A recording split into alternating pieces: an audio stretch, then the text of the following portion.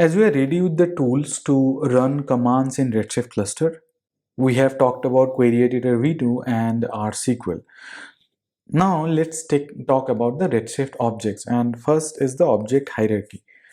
The first thing that we have in Redshift is database. So inside of the cluster, we have one or more databases. So as you have already seen, we have some predefined databases like AWS catalog, some other system databases. While creating the cluster, we created the dev databases, and in RSQL command line, I actually connected to the dev database. So inside of the cluster, I can create one or more databases, and database is at the top of the object hierarchy. Now inside of databases, we create schemas. Now a single database can have one or more schemas. Let's say you have two databases, the schema names in the two databases can be same. But if you create multiple schemas in the same database, all the schema names have to be different. Inside of schema, we create tables and views. Now, if you do not create any schema, by default, we have a schema named public. If you do not create any schema explicitly, any tables that you create, those tables or views would be created inside of the public schema. And if you do not want to create your objects inside of public schema, you have to create schema explicitly and create the objects inside of that schema. In our case, we can create tables and views inside of our explicit schema. Now these are the commands that you can use to modify the objects. So you can use create database to create a database, and alter to alter a database, and drop to drop a database. Similarly, we can use create, alter, drop, and show commands to create and modify schema objects. We use create, alter, drop, and show commands to create tables. We have another option called create table as, and we can do that to create a table similar to another table, which we'll see in hands-on. And we can use create, drop, and show commands to create, drop, and show views. These commands are called DDL commands, or data definition language. Now why it is data definition language? Because using these commands we are creating objects. In our case, database, schema, table, and view. Now I'll jump directly into table because there's not much that we can do in database and schema. All the operations that we do would be on tables. If you're from a relational database background, you might know the concepts of primary key, foreign key, and unique key. But let me just refresh. If you're not from any database background, this will give you a high-level overview of what these things are. So a primary key is a key which contains one or more columns that uniquely identifies each row in a table. Let's say you have 1 million rows and you want to identify a single row. You can use a primary key to identify that particular table. Similarly, a foreign key is a little different than primary key. So a foreign key also contains one or more columns in one table, but a foreign key always refers to another table using primary key. Now, foreign key is used to link a table with another table. By link, I mean that this table has a relationship with another table. So we do that using foreign key. Finally, we have unique key, which ensures that the values in one or more columns are unique across all rows in the table. A primary key is also a unique key, but a unique key cannot be a primary key. So when you create both primary key and unique key, both of them would be listed under unique keys. But this is interesting. In Redshift, all these keys are informational and are not enforced, meaning that if you create a primary key with one or more columns, that primary key will uniquely identify each row in the table. But what would happen is that if you insert another row with the same value of the previous row, Redshift will not complain. Redshift will allow you to insert another row with duplicate values in primary key, which means that these are not enforced in Redshift, but these are informational. And as a best practice, you should create the primary key, foreign key, and unique key in your tables, because these are used by Redshift Query Planner, which actually converts a query to multiple execution steps. Okay, so Redshift data types. Of course, before going ahead and creating or showing you hands-on on creating these objects, I should tell you the data types that Redshift has. These are the numeric data types. So we have small int, integer, big int, decimal, real, double. So small int can also be created using int2, and it takes up 2 bytes of storage, and we can store this range in a small int variable. So from -3 to 768 to +3 to 767. Integer is a little bigger than small int. Integer can be denoted as int or int4, and it takes 4 bytes of storage, and this is the range. Similarly, big int is a little bit more bigger. We can denote big int by int8 also, and it takes around 8 bytes of storage, and the range we can't even read. Then you have decimal, precision and scale, meaning that let's say if you mention decimal 8 comma 2, then before the decimal you can have 6 integers, and after the decimal you can have 2, and the storage bytes is based on the precision. Then you have real and double, which are float 4 and float 8. Similarly, we have character data types. We have character, and you can mention the number. So whatever number you mention, that will be the amount of bytes that will be taken in storage. Similarly, we have varchar. It can be anywhere from 1 to n. Even if you mention, let's say varchar 100, and if you are storing a value abc, then it will take only 3 bytes, not 100 bytes. Now this is the difference between char and varchar. So let's say you have defined char 10 and you are storing a value of abc. The remaining 7 bytes will be padded with spaces or blanks. Eventually it will take 10 bytes only. But if you define varchar 10 and you store abc, the remaining bytes will not be padded with spaces or blanks. So it will take only 3 bytes of storage. Then we have another character or string data type, which is called text. It is essentially varchar. Whenever you create text, it gets automatically converted to varchar 256. Then we have date data types. There are multiple date data types. We have date, time with time zone, timestamp, and timestamp with time zone. Except for date, which takes 4 bytes, every other date data type takes 8 bytes. And these are the ranges of the dates that we can store in these data types. Then finally, we have some miscellaneous data type. The first one is Boolean, which actually uses only 1 byte rather, and you can store either true or false. Then you have HLL sketch. It is used for hyper log data types, and the storage can be anywhere from 1 to n. And internally, Redshift converts HLL sketch to JSON type. Honestly, I have never used hyper log data types, so I'll not be talking about it too much. And then we have var byte, which is variable length binary, and the storage can be 256 bytes. It can be casted to char, varchar, small int, integer, and big int. So what is casting? Casting is basically converting one data type to another so that we can see it in human readable format. Now it's time to do some hands-on. So the first thing that I'm going to do here is that I'm going to create a new database, which is 3IAM DB. And if you see, this database is not there on the left hand side.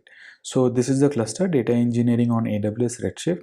This is query editor v2, and this is the cluster. And if you see, we have only dev database and AWS data catalog database.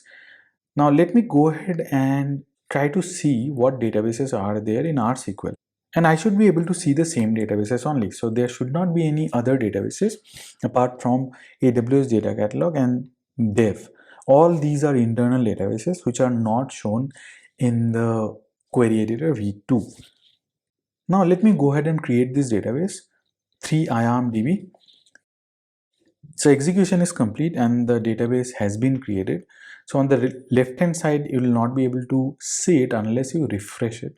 So if I refresh and then click, I have the 3IAM database being listed here.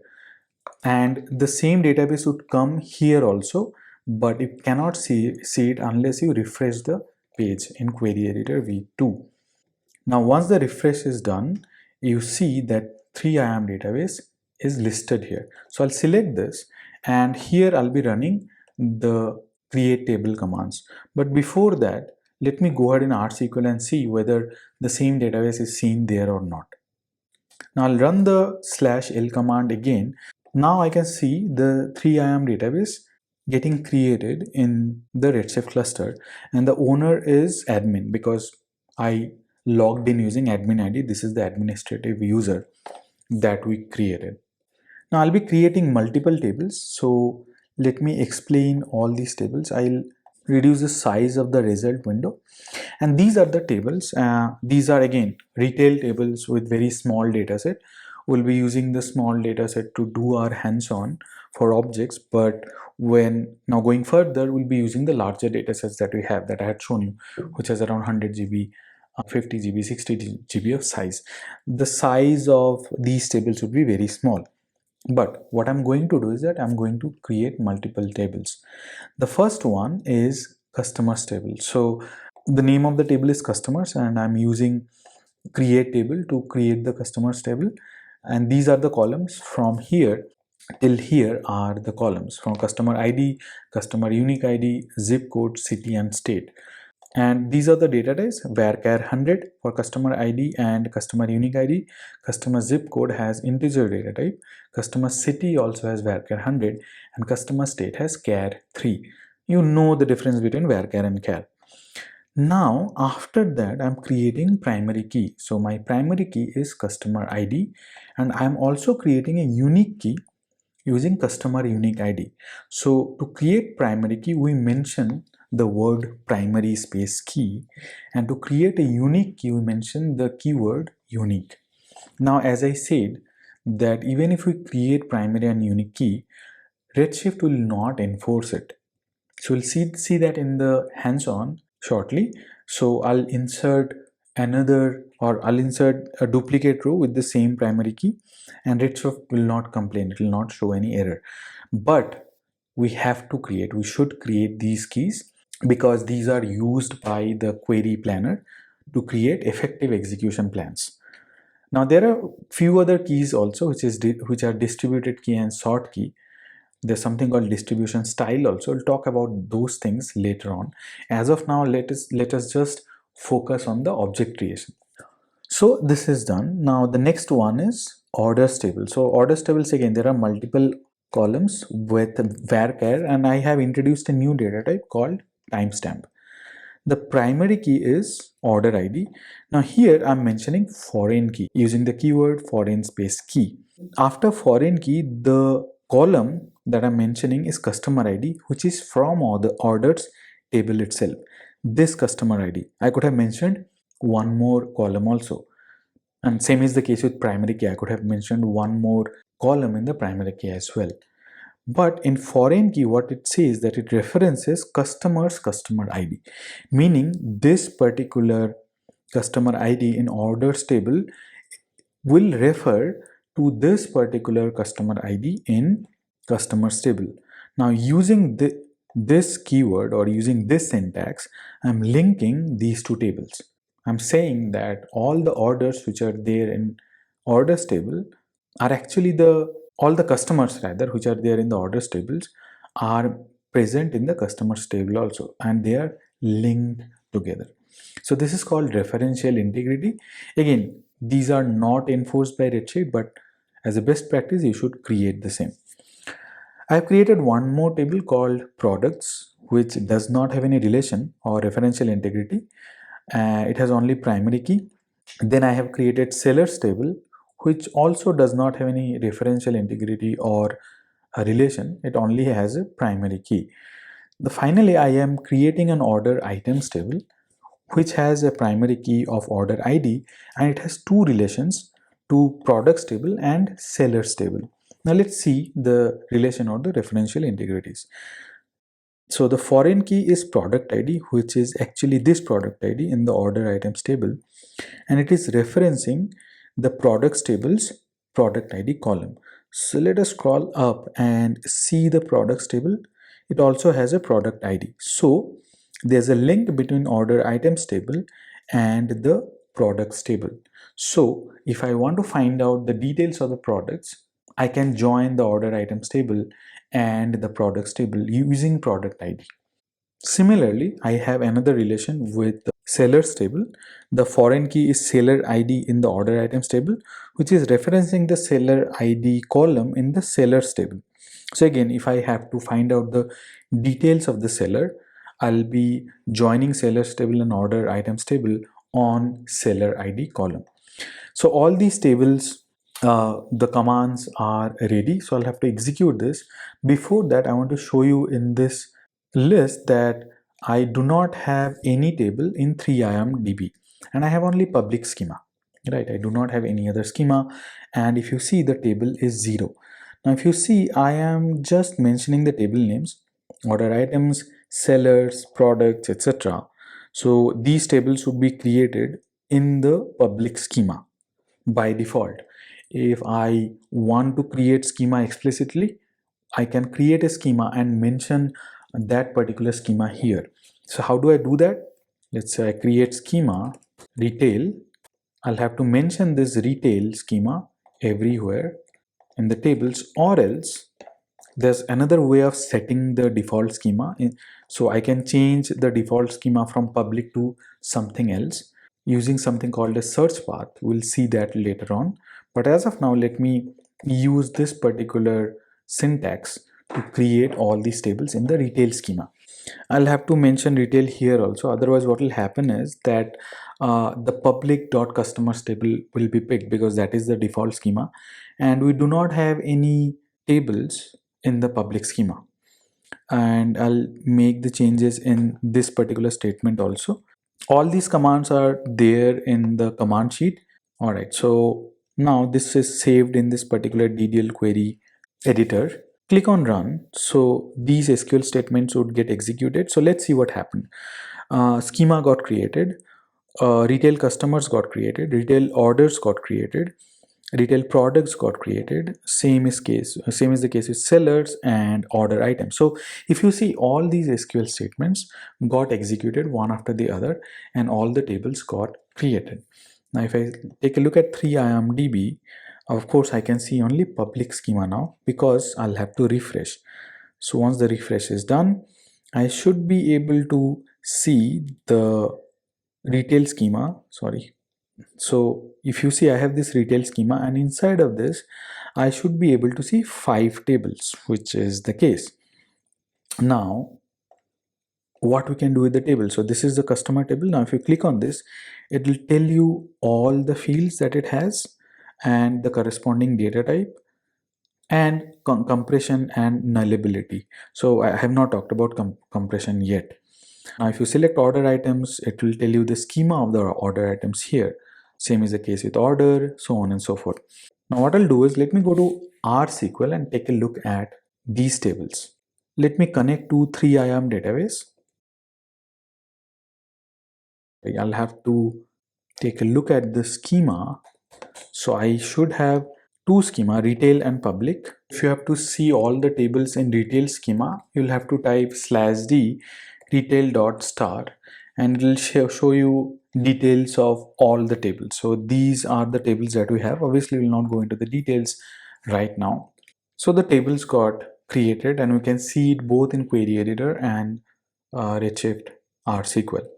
Let's load some sample data and do some hands-on on the data types in RSQL only. So what we'll do is that we'll load a sample data from S3 using query editor, and in RSQL we will explore the data types and what operations can you do in those data types.